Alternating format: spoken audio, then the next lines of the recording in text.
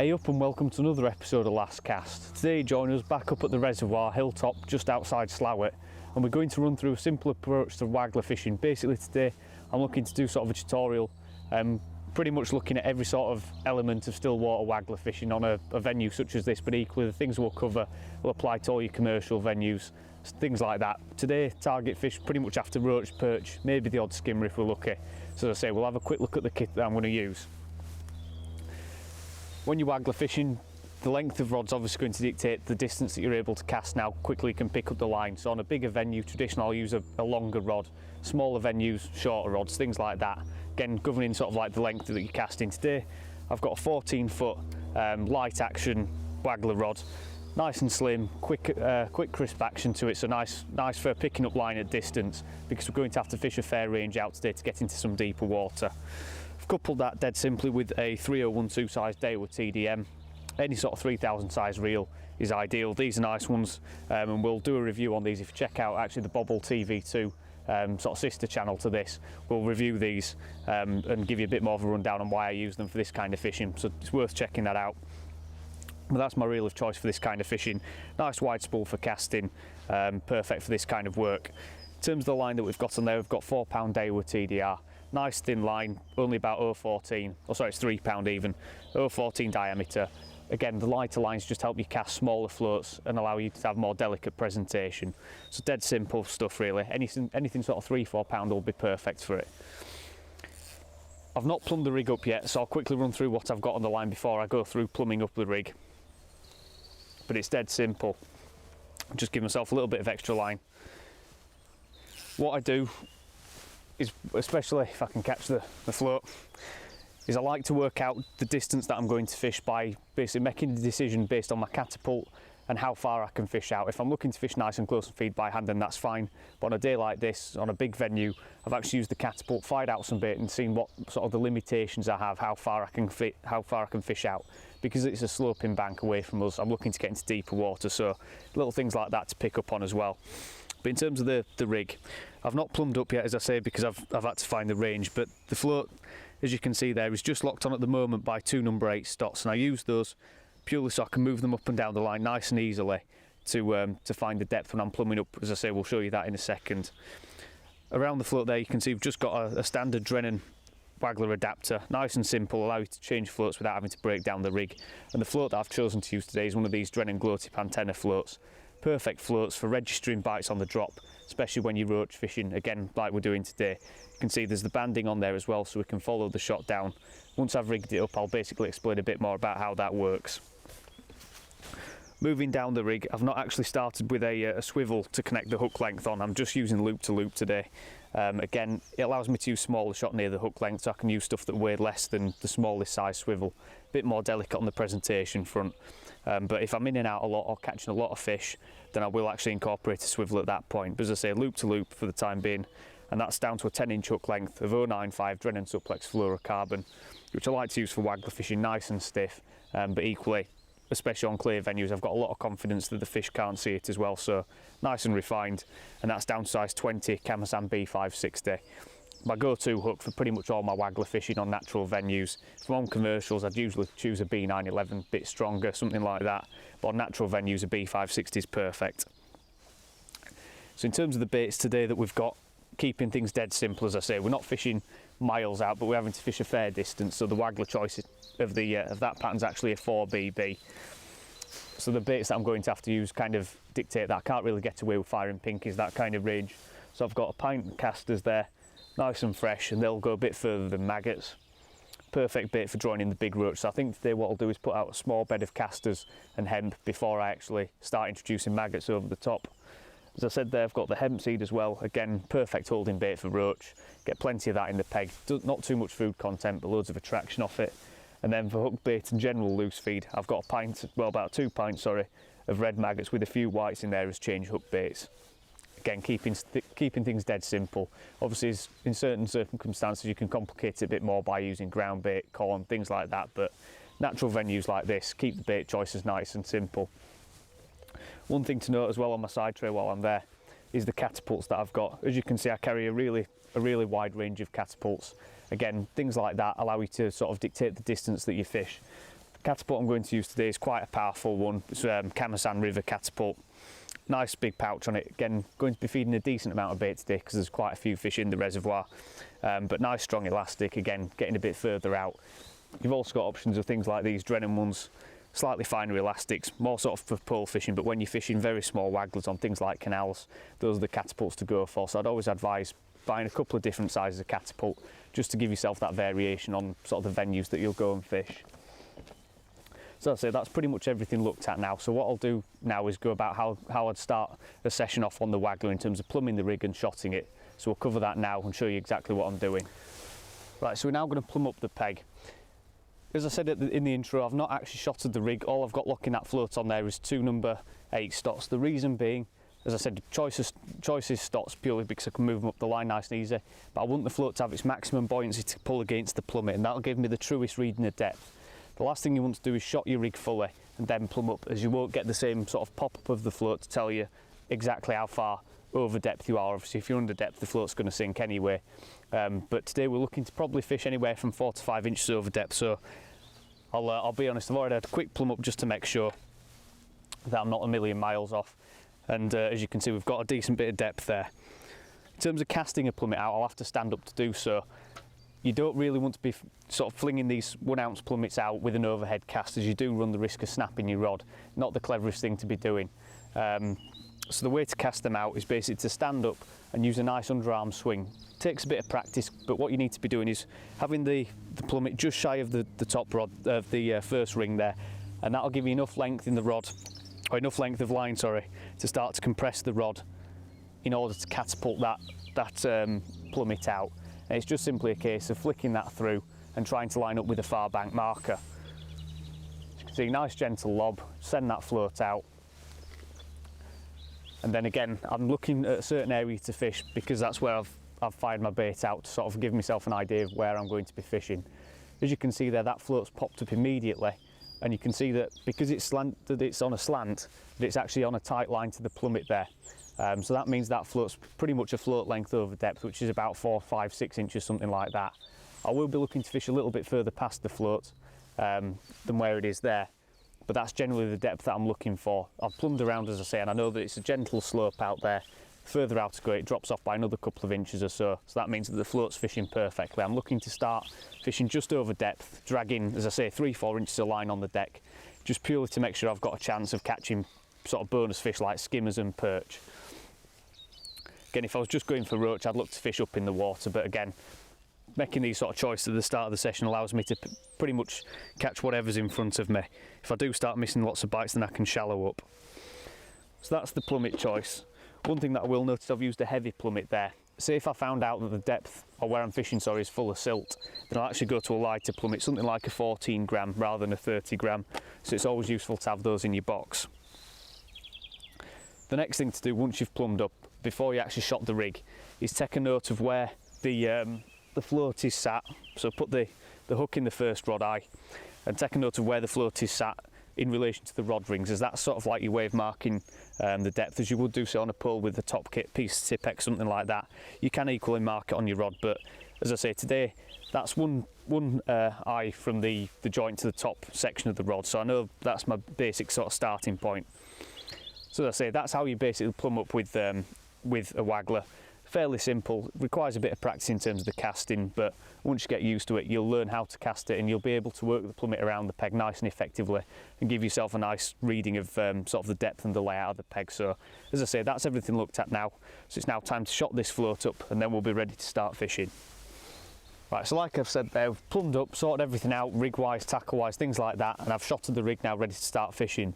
What I've done while I've been shotting is I've introduced about 3 or 4 pouchfuls of hemp and just 1 pouchful of castor. I'm looking now to just introduce maggots over the top, and that's going to be my sort of initial feed. Again, big waters like this, I'll need to draw fish to me, so I'm putting out a better feed. On commercials, canals, you want to just trickle in 2 or 3 maggots, but big venues obviously require more bait. In terms of what I've done rig-wise shotting, whenever you're Waggler fishing, you need to have the bulk of the shot situated around the float. In this case, it's a 4BB float, so I've got 2 BBs, 2 number 4s, and those number 8s around the float. And then what I've got just beneath the float, you might be able to see, is another 2 or 3 number 11s. And that's because I'm using number 11s down the line. What they do not only allow me to have different sort of shotting permutations, but equally they create a little bit of a stiff boom, just avoid tangles. In terms of down the line there, I've got, what, 1, 2, 3, 4, 5 number 11s, really light shot, nice and small. Those are actually the new Guru split shot, fantastic shot for putting on main lines. Not many shot that you can get these days that are number 11s that'll fit on that main line, but those sit really nice because they've got a nice deep cut to them. So when you're looking for shot for a main line, so certainly look at shot like that where they've got a really nice deep cut. So I said there's 5 down the line there, strung out, and those will register. Hopefully when we start fishing you'll see how they register on the bristle and allow us to tell basically where that bait is in the water, and that also gives you an indication when you do get a bite of whereabouts in the water column those fish are sat. Again, it's not the easiest thing to explain, but when you do start fishing you'll learn a lot more when you're using a rig like this rather than something with, say, just a standard insert waggler with a couple of number 8s down the line. Having more small shot up the line and a slightly finer bristle float is the way to go for this style of fishing. So as I say, that's everything looked at. I'll now go for the first baited cast of the day. One thing that I'll note as well is where my feed area is. I've picked a float that will actually go further than where I'm looking to fish, so a 4BB will cast probably 10 or 15 feet past my feed area. What that allows me to do is A, not create disturbance over the top of my feed, and B, it gives me room to sink that line when I'm drawing the float back. So it's a twofold thing. Whenever you can, always have a heavier float than you need for the distance that you're actually looking to fish. Again, also helps when the wind picks up on somewhere like this. So like with any fishing, always have a far bank marker. Nice confident punch through of the float. Stop the line just before the float's about to hit the water, and that straightens all the rig out. If you don't do that, then what's going to happen is the rig will land in a heap, and the odds are that with those spread out shot down the line that the rig will tangle. So key thing is there to stop the line before it hits the water. One thing you can do as well, and can be useful say on canals, is actually fish to a line clip, especially if you're going to a far bank feature, something like that. And there's a bite and first fish on the Waggler. You can see there, if possible on the cameras, just how that float sort of settles nice and steadily. You can pretty much read the float, and then just when the bait's got to near full depth, it started to go under. So that tells me these fish are probably within about a foot of the bottom. Again, as I said, I'm fishing probably 4 or 5 inches on the deck, so that last dropper is probably about 2 or 3 inches off bottom when the float's fully settled, but that one's had it on the drop. Again, say if I was fishing for skimmers on a line like this, or I think some skimmers have moved into the peg, I can always bulk those shot down as well. So having plenty of small shot on the rig gives you loads of different options. So I could fish a bulk just above the hook length to really bomb the bait down. And again, I've got those other number 11s around the float just to draw them down if I need to. So one thing is with the rig like this is it's got lots of versatility. Again, nice confident punch forward with the float, sink the line. You'll see as I'm taking those 2 or 3 turns of the reel to sink the line, chop the rod up as well, and that helps sink the line completely then. And by sinking the line, especially today we've got a bit of a skimming wind, that makes sure the float stays exactly where you want it to basically. Just watching to see if that float starts to settle a little bit. Right, so while the float's out there, there's one quick thing that I'll mention as well about feeding. Obviously we've established a nice little area of feed by putting in a bed of hemp and castor, and then we're just loose feeding maggots over the top. Again, that can change as the session goes on. It might turn out that I'm having to feed, say, a large pouch for every 2 or 3 casts to keep the fish down. But at the moment, just to try and draw as many fish into the peg as possible, get as many bites, I'm just loose feeding maggots fairly continuously. But one thing that you will have to learn when you are waggler fishing, if you can avoid it really, is using a rod rest. Again, it will come into its own, especially on rivers where you don't have that facility to use a rod rest, is learning to use a catapult while you're holding the rod in one hand. Just watching out for a bite now before I feed. But what I like to do is have my catapult in the bait that I plan on feeding, so I don't have to look at it to pick it up. And then the way to feed is hold the rod, as you can see, like that, so with thumb and forefinger free. So that still allows you the opportunity to strike like that. Just pulled out of that one before you're about to feed, rather than putting the rod down, which then you pretty much have no chance of striking at a bite like that. I'll just get it chucked out there and I'll try and explain that again. Right, so I've just had to rebait there, but I'll go back to explain about the feeding with the catapult when you are fishing a waggler. So saying that by holding the rod like that, it gives me a chance to strike, but the way that I like to do it Just hold the catapult in my left hand, grab the pouch in my right with thumb and forefinger like that, and similar kind of thing to when you're pole fishing, is you're pushing the base of the catapult away from you to extend the elastic before you do actually fire the bait out. And that's it. It requires a little bit of practice that, but what it does do is leave your hand free to some degree to actually pick up the rod and strike. Again, useful little thing to learn, especially when you come to sort of waggler fishing on rivers. You'll have to learn something like that to make sure you're feeding effectively. So it can be quite difficult to learn, but it's one of those skills that really will improve your catch rate when you're waggler fishing. It allows you to basically have more fishing time. Rather than feeding before you cast or feeding after you've reeled in, it allows you to feed while you're still effectively fishing.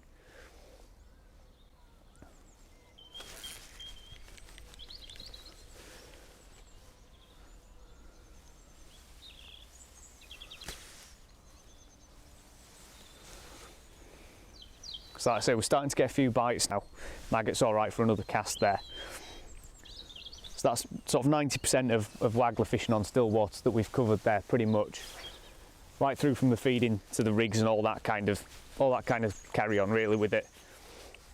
And from then on it's pretty much sort of learning about your peg as you're fishing. Again, going back to what I was saying about the rig and using a nice light strung out rig, you can learn a lot about what's in your peg when you sort of add those smaller shot into your rig and fish with a little bit more finesse.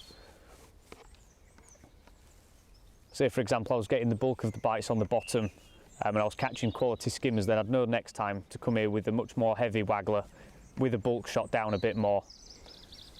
Fish bigger baits, things like that, but at least with something like this, fishing dead simple. Waggler and maggot, few bits of hemp and caster. Pretty much any venue you go to it will catch roach, and if there's a decent mixture of fish you'll catch a really good variety as well, with it not being too selective. As I say, what we'll do now is crack on with the session, really try and get into a good rhythm of feeding and casting, as that's what puts weight in the net at the end of the day with a method like this. And hopefully as the session progresses we'll encounter one or two different fish, if we're lucky, and give you a bit more of an update as to what's going on, little changes that I might make as the session progresses. So like I say, we'll crack on now and see what we can catch.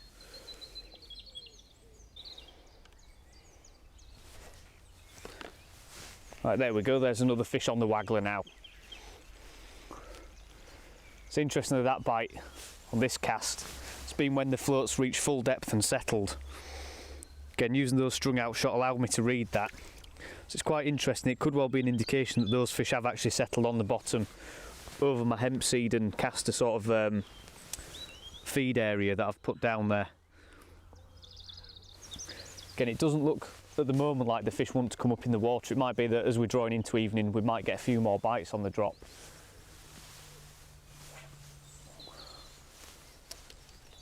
It is quite interesting that. Another little adjustment I've made as well, just in the past sort of 10 minutes, we've had a little bit more wind on the lake. And what I've decided to do now is actually put a line clip on, just to make sure I'm not letting out too much line on the cast. I've actually clipped up probably, again, about 10 or 15 feet past where I'm looking to fish, or where I've fed. And again, that just sort of saves me a bit of time with sort of checking the line off the cast, and effectively casting the float nice and positively up to the line clip. Another bite and another fish on now.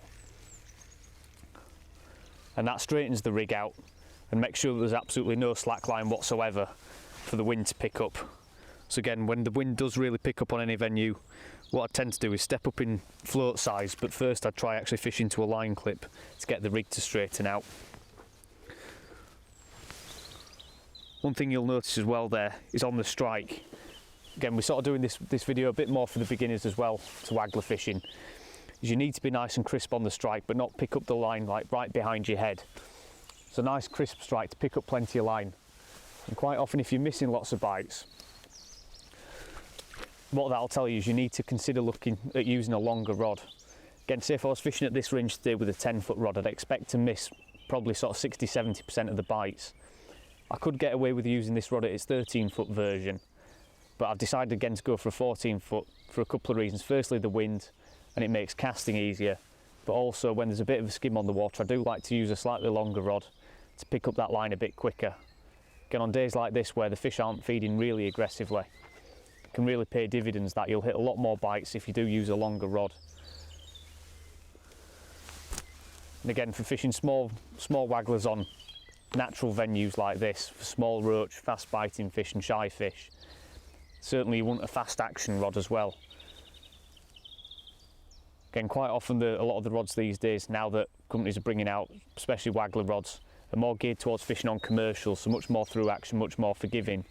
But for me personally, I don't find that they're as quick as picking up the line on the strike as something like the rod I'm using today. So again, other little things to consider.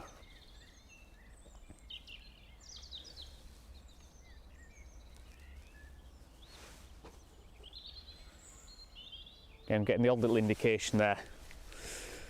Seems that there's quite a few fish on the bottom at the moment. I say surprising really, I'd have thought there'd been a few more bites up in the water, but again, a reservoir like this is actually a very shallow peg by comparison. Most of the time you're fishing in sort of 20-25 foot of water, something like that. In this case we're managing to fish on the bottom in probably about 7 or 8 feet. And I think that's keeping the fish down, especially when the water's clear as it is today.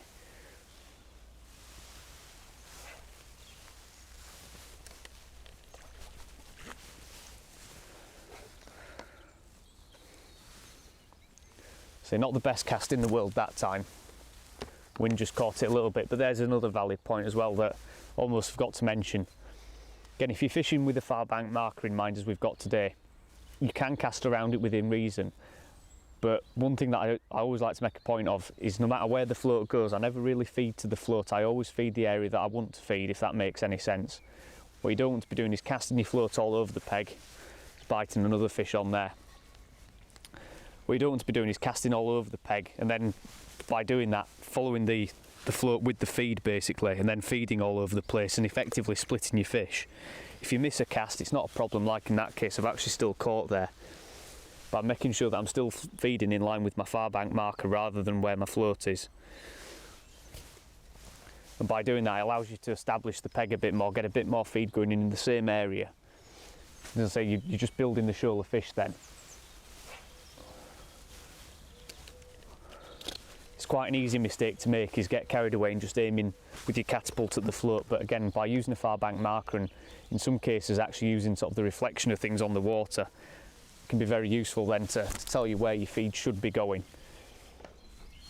And then it's very easy to just cast around that feed area and pick off fish, especially on, as I say, a venue of this size. You're going to try and get a decent sized fish in front of you, and then you can pick off fish from around the shoal. By using a nice heavy waggler, you can equally fish past it, and in some cases you can actually catch the bigger fish past your feed. Again, quite often the warier roach and the bigger perch can sit there, sort of on the edges of where you've fed.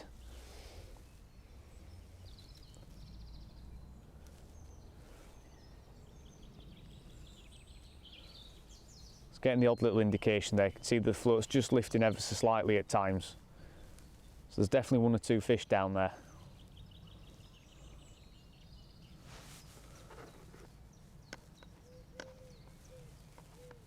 Again, I'd have expected the sport to be a little bit more hectic today, so I don't think we'll catch a massive net of fish. So we're only really fishing it for a couple of hours, mainly to give you sort of a tutorial on how to go about waggler fishing. It'll be interesting to see what we can catch.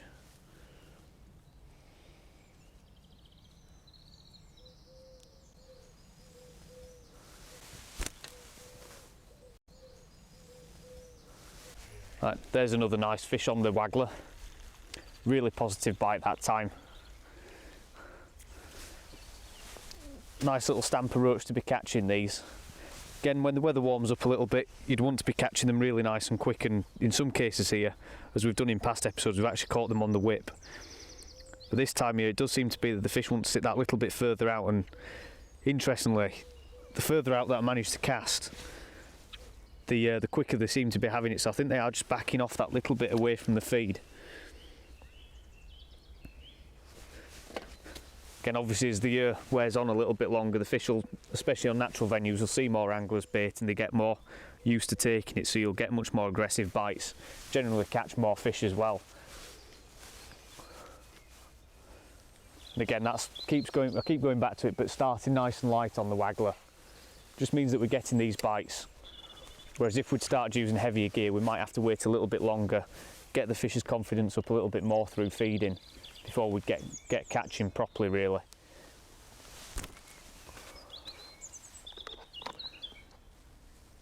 Feed wise, because I'm not getting that many bites as well, one thing that I'm doing is actually feeding less maggots, so probably 5 or 6 maggots, and then about 15 or 20 grains of hemp seed.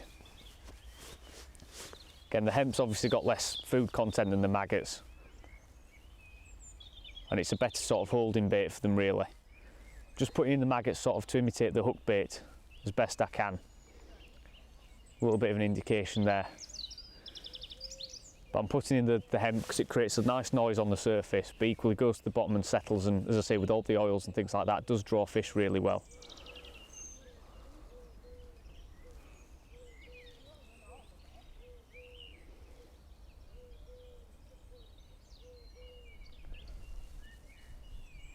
Another little thing to consider as well is once the float's settled as it has there, say if I've not had a bite in a short while, one thing that can be very useful is just to sink the line a little bit more, and that effectively twitches the float, gets that hook bait to rise up and fall again.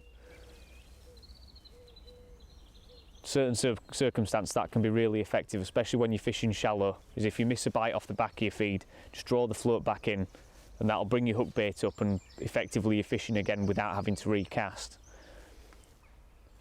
Today it's not going to be so much the case because we are fishing on a sort of sloping bank and we're looking to fish over one feed area that we've got out there. So doing that's not really the way to go, but again, little things like that you can employ, try and get you a few more bites.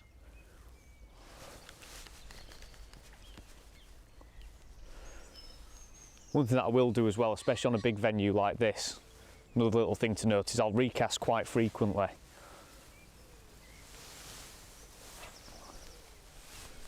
Again, as you can see, the wind's been a bit awkward at the moment.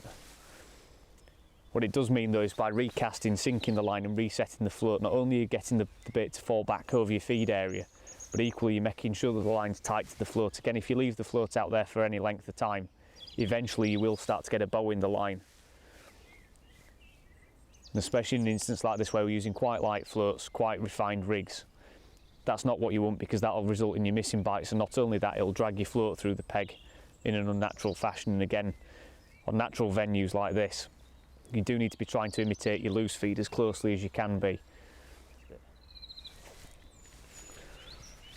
Right, I've just hooked another fish now on the Waggler.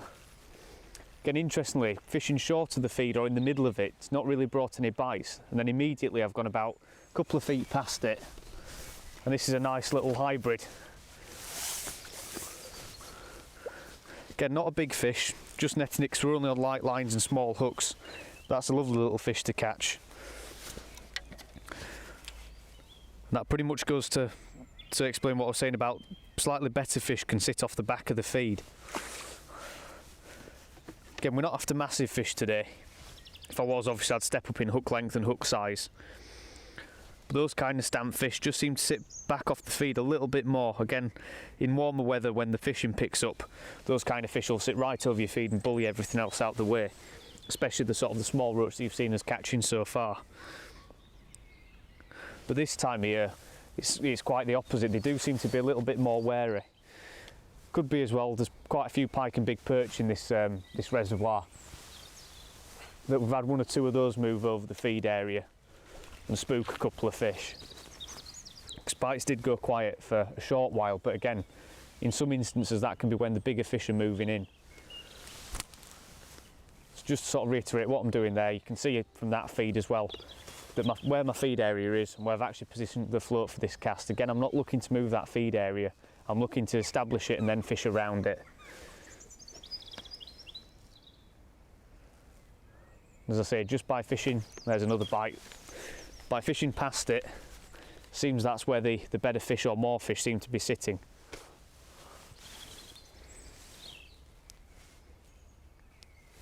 So we'll keep plugging away at this and just see if we can get into a couple of better fish.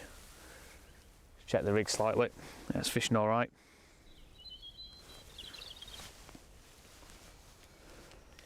But yeah, very interesting that, and again goes back to sort of exemplify what I was saying about using a slightly bigger float than what you need to reach your feed area. So you're able to get well past it and still sink the line and have the float sitting probably say three feet past my feed area. See, the wind took those a little bit there. But again, on a big venue like this, it doesn't really matter that you're putting the feed in sort of a slightly bigger area. Again, on a commercial, smaller venues, canals, things like that, you need to be as accurate as possible, whereas here, as I said earlier, I like to establish a decent area and get a good shoal of fish moving in and grubbing around.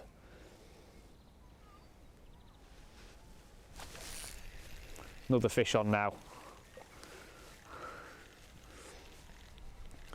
As I say, that seems to be where the more consistent bites are coming from. Slightly better stamp roach, that one. Getting hooked in the bottom lip, things like that. Little details. When the fish are hooked in the bottom lip, it tends to be that they've actually picked the bait up off the bottom. So again, I think quite a few fish have moved down and have established themselves over that sort of bed of hemp and castor.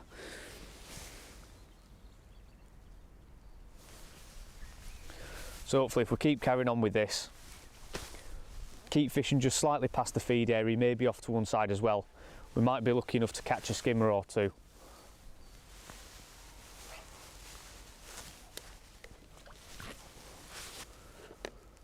Try one just a bit closer in the feed area this time, just see what happens there.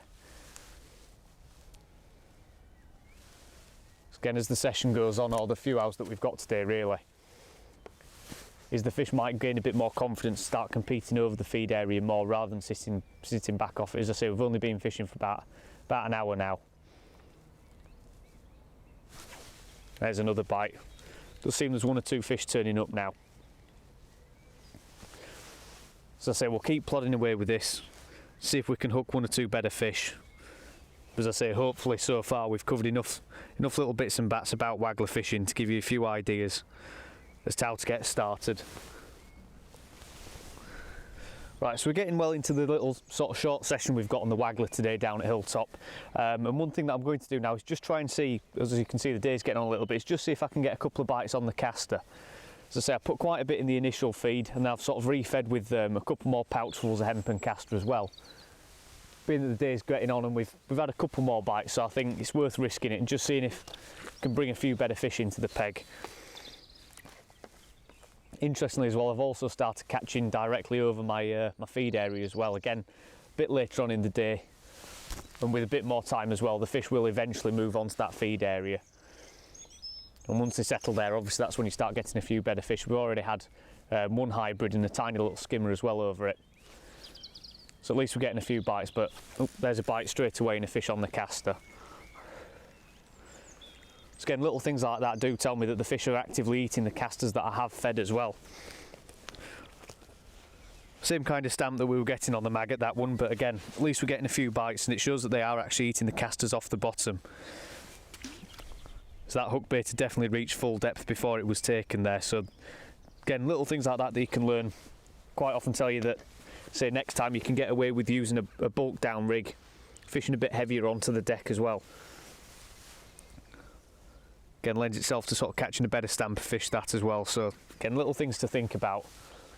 Using a strung out rig like this, as I said earlier a couple of times now, just lets me know where the fish are in the peg when they do take the bait.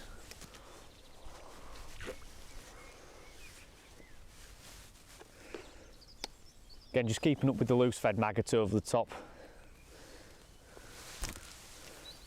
As I say, we're not catching hundreds of fish today, nor we're looking for a particularly big weight at all, but at least we're just getting a few bites and, as I say, just running through sort of the ins and outs of waggler fishing. Again, say if we were down here for a full sort of 6 hours, something like that, and I'd put in more bait, again, say when the weather warms up, it's something that I would do. And I'd certainly look to use a heavier waggler, still probably with an insert, but definitely with a bulk down the line. Try and look for a few skimmers and things like that and use baits like corn and other things. Again, one little thing to point out as well with regards to the choice of float is I like to sort of balance the bristle that I'm using. There's another fish on now, just pulled out of that one, with the size of bait that I'm using. So obviously with a float like this with a really thin little bristle, as you can see, there's no real virtue in fishing that with, say, cubes of luncheon meat, big bits of sweet corn, things like that. This lends itself much more to maggot and pinky fishing, maybe the odd bit of hemp and castor.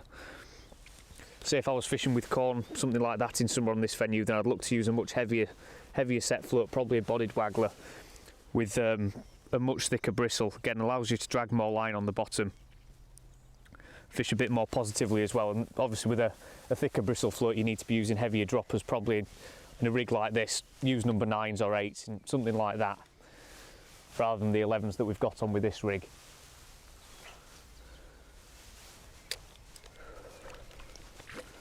So like I was saying, a lot of the stuff that, or choice that you have to make when it comes to waggler fishing and the rigs and things like that, dictated by the bait. And as I say, the more that you fish with the waggler, you'll sort of learn what's wrong and right in terms of sort of the thickness of bristle, the type of float to use in certain conditions.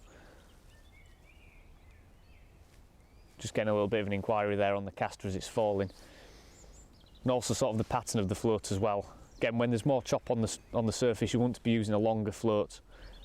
And if, say, conditions are really bad, then you want to be using quite a long sort of bodied float, like a drift beater type pattern. Again, things that might look at in the future. We're still getting plenty of bites there. These fish are all on the bottom on the caster. So interestingly, I suspect that's probably because I've not been loose feeding any regularly, so they haven't come up to them. So effectively I'm waiting until that caster's reached full depth, and that's when I'm getting a bite. So you never know, with the last sort of hour or so of the session that we've got left before we start to lose the light, might encounter 1 or 2 better fish if we're lucky, but we'll just have to see.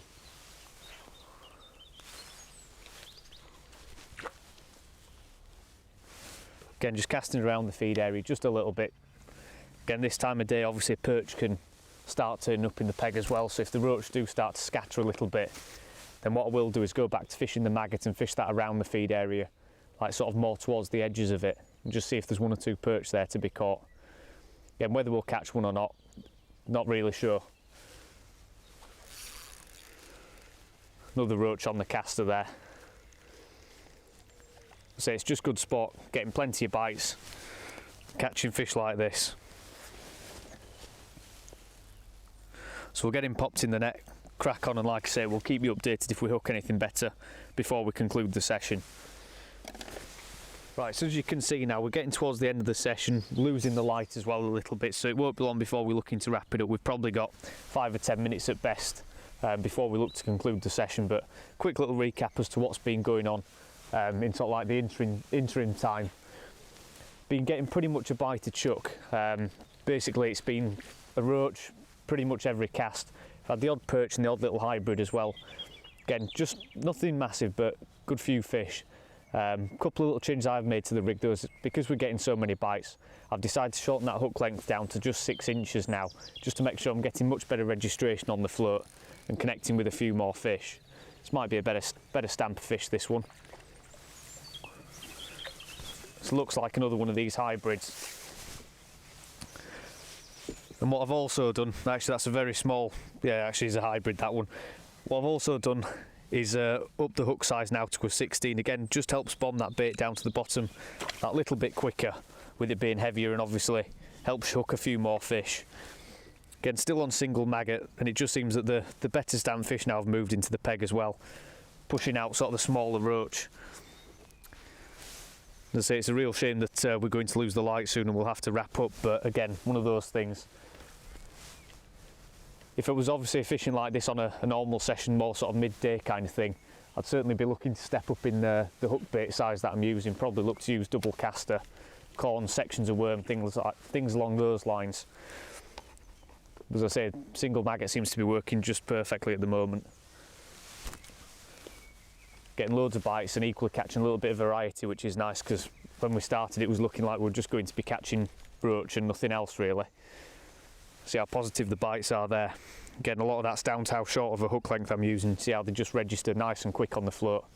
And obviously when you've got a swivel as the final dropper, it's a much heavier dropper. So again, much more positive registration. I think what we'll do is try and catch a couple more fish and then we'll probably wrap it up at that. As I say, I think I've covered pretty much everything I can with regards to waggler fishing on still water, especially in this application at least. So as I say, we'll try and catch another couple of fish and then we'll wrap it up at that and have a look at what we've caught.